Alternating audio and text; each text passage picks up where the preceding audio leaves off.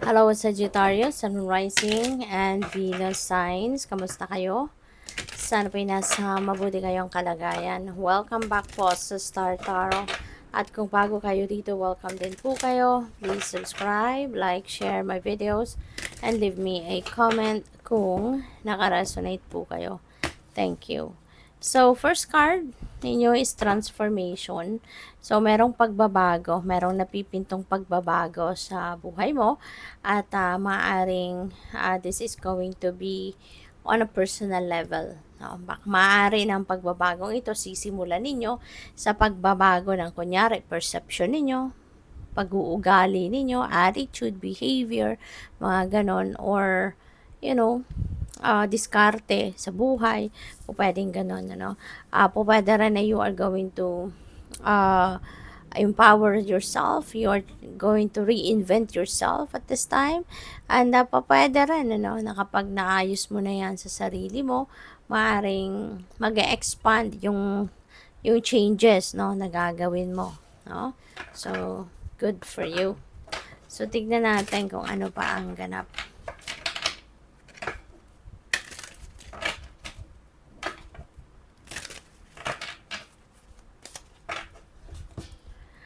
We have patience. Ayan. Kailangan mo lang din na maging pasensyoso at pasensyosa.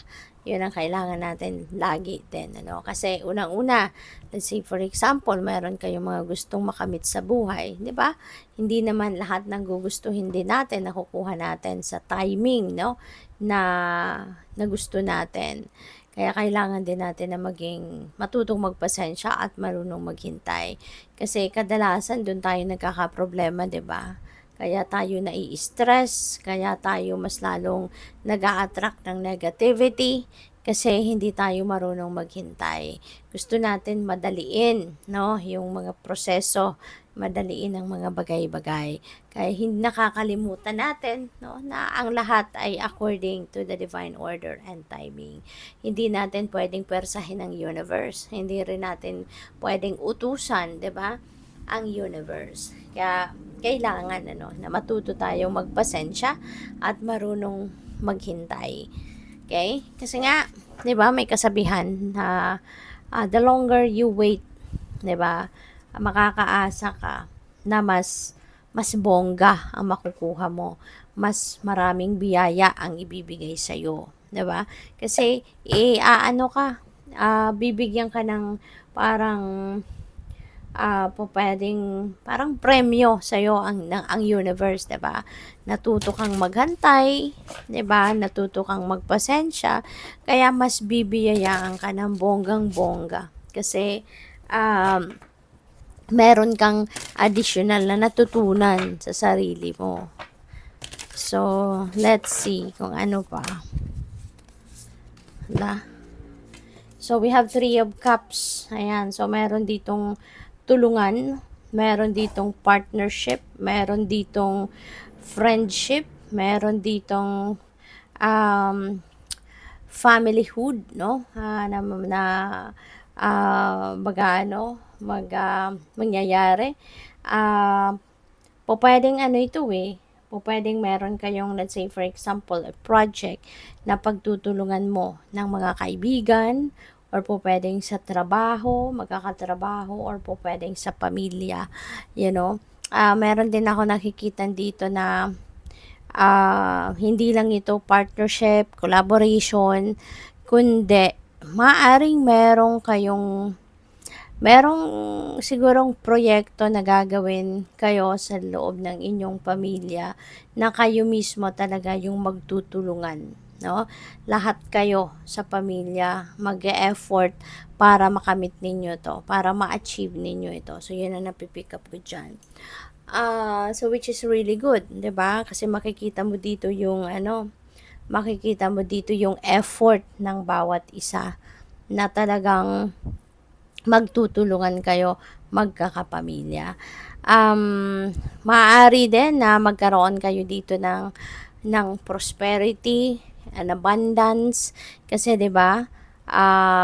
Maaring source of income ninyo ito. Pwedeng business ito, new enterprise, mga ganon. Siguro ipuput up ng inyong pamilya at kayong lahat, no, may parte rito, meron kayong contribution, magtutulungan kayong lahat para maging progressive, no, yung itong project ninyo. Kaya good for you. So we also have the Five of Pentacles. Ang iba naman sa inyo dito, baka namumroblema sa pera. Baka ang iba sa inyo dito mayroong mga kailangang bills na bayaran, but maybe your budget is not enough yet para dyan, para matugunan ng lahat, no, ng bayarin. But don't worry, okay? Don't worry, umasa ka lang for the best possible outcome. Kasi God knows kung anong kailangan natin. At yung si God, hindi naman tayo pinapabayaan, 'di ba? As long as nagtitiwala tayo sa Kanya, nagdadasal tayo sa Kanya, hingi tayo ng tulong sa Kanya, but it doesn't mean then, no, na pag humihingi tayo ng tulong sa Kanya, mag-aantay na lang tayo. We need to do our part as well. Kailangan din natin dumiskarte, kailangan nating gumalaw, maghanap ng paraan para matugunan kung ano man ang pangangailangan natin. Okay? And also, kasi 'di ba, may kasabihan nga na God helps those who help themselves. Tutulungan tayo ng universe kung tayo ay gumagalaw, kung tayo ay may ginagawang paraan para mahanap natin yung alam natin na makakatulong sa ating masolve ang problema natin, 'di ba? Kaya in this case, you will find that money, no? You will find that money. Magsipag ka lang, magtiyaga ka lang, magdasal at umasa na matutugunan mo kung ano man ang inyong mga pangangailangan. We have Hermit.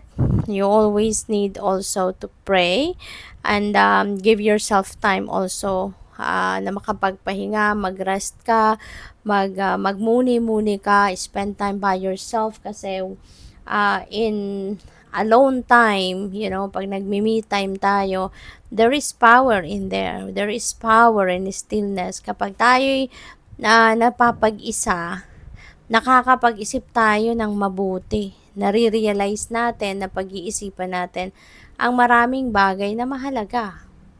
'Di ba? Na may tulong, may importanteng nangyayari, 'di ba?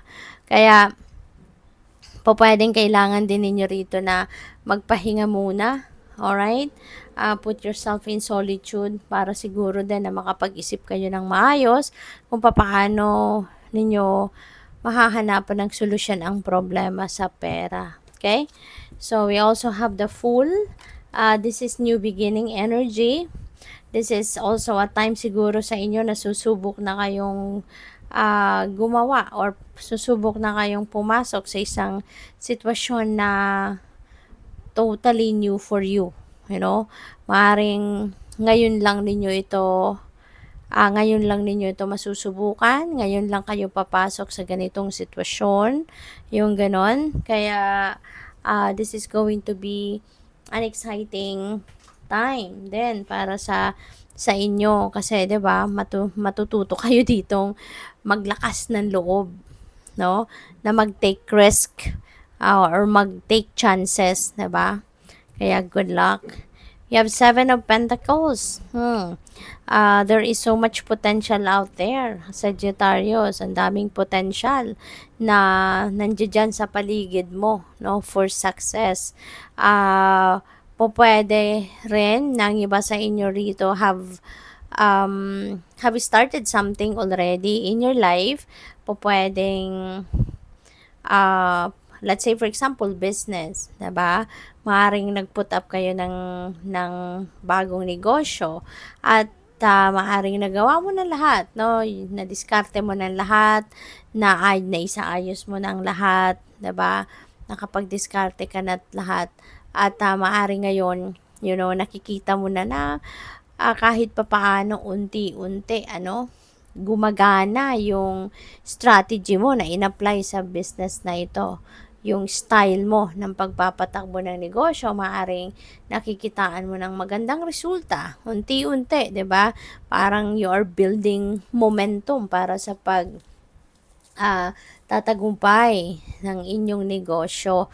At maybe, alam mo yon, you're being hopeful na lahat ng ginawa mo, 'di ba, ay maayos at maaaring naka-align doon sa talagang kung anong gusto mong mangyari. Maaaring nakikitaan mo na 'yan ng magandang resulta. Kaya pupuwede 'no, na sa ngayon maybe you are also thinking na magpatuloy at maaaring nagpaplano ka na ngayon ng pag-expand, 'di ba, ng business mo na 'yan kasi nakikitaan mo ng magandang outcome, 'di ba, yung strategy na ginawa mo. So maybe you are thinking now or maybe planning for future business ventures, no? So good luck sa'yo. So we have Hierophant. Ayan, pupuwedeng meron ka ding mga hinihingian ng tulong, no? Maaaring meron ka ding mga kinakausap, meron ka sigurong mentor, or meron kang mga spiritual guide, spiritual counselor na silang nagpapalakas din ng loob mo, sila din yung nag-i-encourage sa'yo, sila yung gumagabay sa'yo, no? Kaya siguro nagiging kahit papaano, nagiging maayos din ang takbo ng buhay ninyo. So, good luck. Thank you for watching. Love and Light. Namaste.